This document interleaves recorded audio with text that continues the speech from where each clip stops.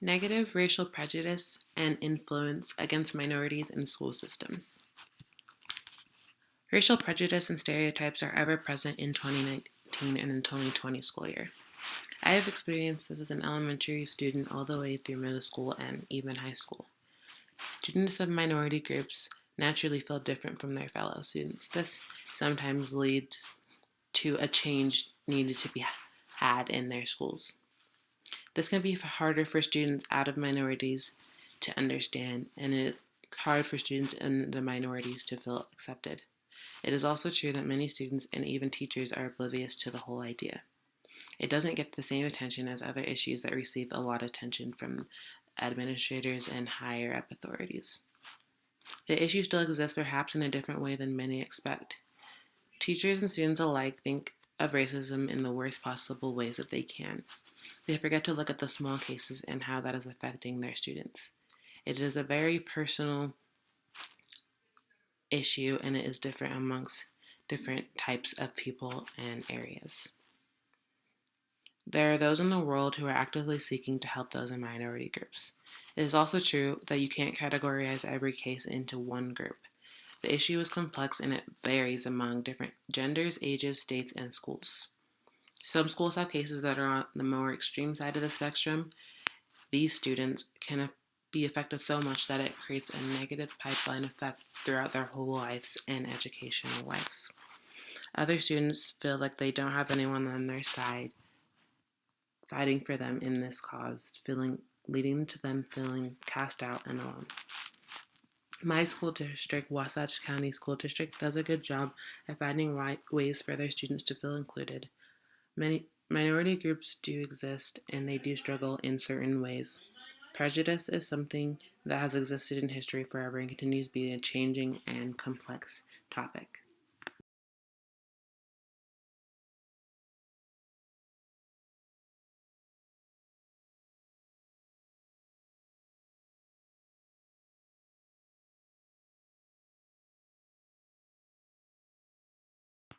My main claim for this topic is that racial prejudice still exists in schools across the country in various school ages, genders, and states.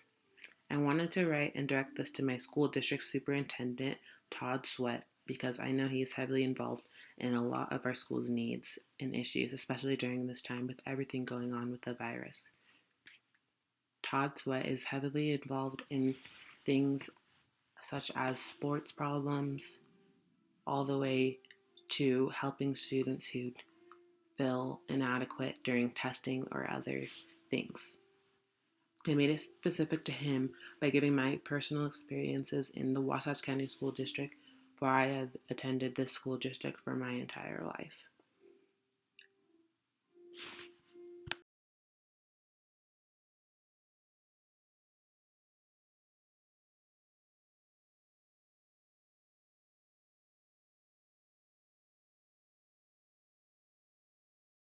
Superintendent Paul Sweat has been involved in the Wasatch County School District for more than 25 years.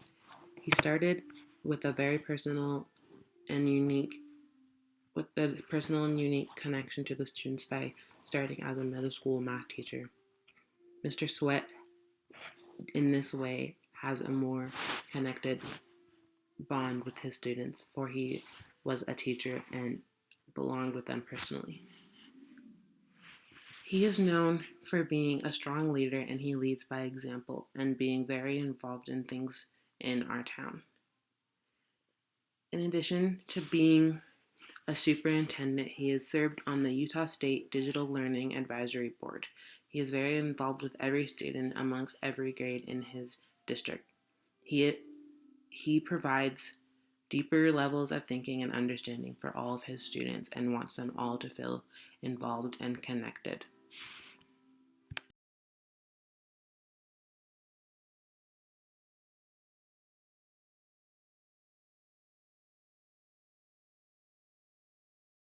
To elaborate on this claim, the school systems do not bring enough attention to this issue. I have an article by Sonia Ramsey. She states, in The May of the 1950s, the Brown versus the Board of Education of Topeka came to the decision that racial segregation in public schools violated the Fourth Amendment. This decision would lead to a brighter, more promising future for the educational world. While this history proved to be the beginnings of a great movement, it was still quite complex. The statistics had changed when looking at charter schools versus public schools. It is quite more complex topic when looking at a private or charter school rather than public schools, and yet this essay and claim tries to determine the underlying causes of occurrence of these issues. Teachers continue to teach slavery to their students at young ages. It is a part of our American history and something that changed the movement of our country. It can often be uncomfortable for those in the school, but it is something that is taught. I feel that it was something that I paid great attention to, for it was about my ancestors' history, but when I noticed other students, it didn't seem to have as much as a pull on them because it wasn't as personal.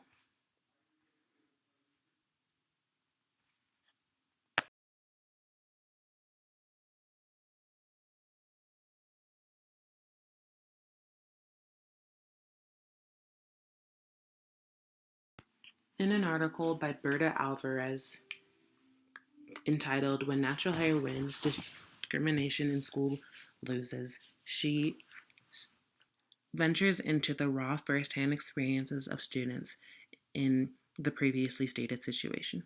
The article relays the story of a young black student who was given the ultimatum of either cutting his hair or forfeiting his school's wrestling match. He was later pressured into having his hair cut rather than losing points for his team. The author notes that this is not a story of highlighting hair, but rather it highlights race. Courtney Nunley states, how many different ways will people try to exclude black people from public life without having to declare they're bigotry? The whole nation has become normalized to this kind of behavior. Certain ethnic hairstyles continue to be banned, and students who have these certain types of hairstyles continue to feel left out and excluded.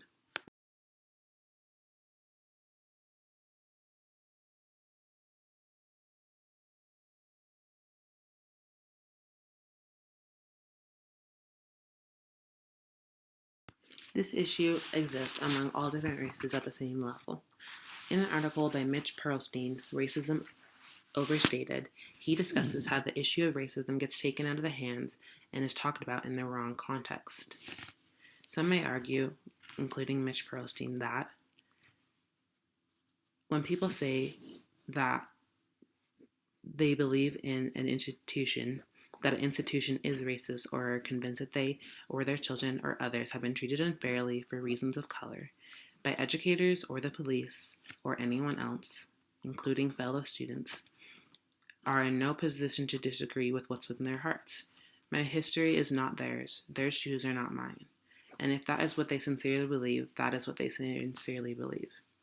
Mitch continues to state, what I can do, however, if I disagree with their views about the presence or power of race in a particular situation, is to explain, with full appreciation for centuries of sinful American history, why I believe their arguments are faulty on the facts or excessive in gravity.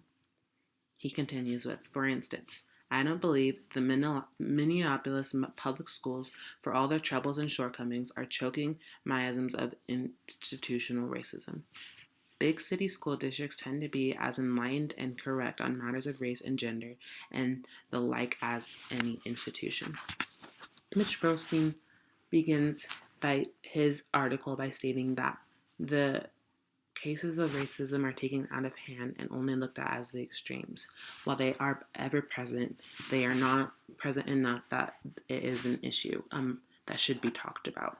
He believes that it is a part of history and something that will exist forever and cannot be changed and will not be talked about in any bigger cases than in own people's personal conversations or in their opinionated findings.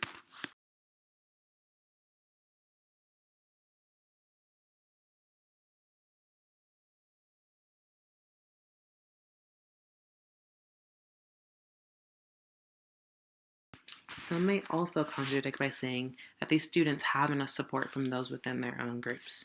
In an article by Larry Blum called 5 Things High Schools Don't Know About Race, he begins to state how, similar to Mitch Pearlstein, that the issue is talked about, but it will only be a matter of opinion and not a matter of fact. Additionally, they may say that these students can seek out support for themselves. If we look at all students, it is true that it is difficult to meet the needs of all different kinds of students. Schools do try their best to reach out to all the students and provide resources accessible to them for whatever reasons that they do need. They must be looked at differently and are more delicately for issues that they may have in their minority groups. Students in minority groups can have a negative pipeline effect, and that can affect their later educational lives. The issue varies among different grade levels and genders and minority groups. Larry Blum continues by saying many Black Americans say they have experienced racial discrimination. African American men and those with some college experience, however, are more likely to face racial prejudice in certain situations. These acts of prejudice have a pipeline effect that leads into future workplace for these individuals and even into future law enforcement encounters. Some difficulties that were had in this research is just finding articles that were backed up by fact rather than opinion. It is a very complex topic because it can be very opinionated, and some people can see it as a problem and some can see it just as a nuisance or something that people want to bring up just for attention.